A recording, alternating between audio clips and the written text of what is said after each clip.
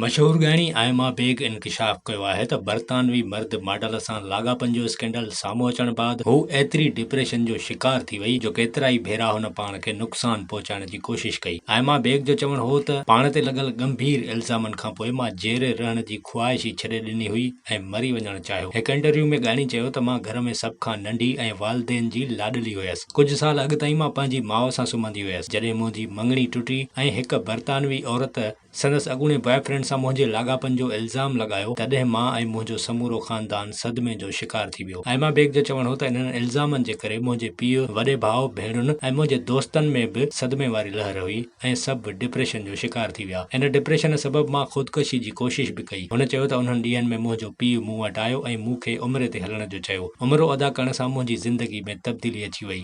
Aima bag मूजिबि उमिरि अदा करण खां पोइ मुंहिंजी ज़हनी हालत बहितर थी वई ऐं मूंखे रूहानी सुकून मिलियो।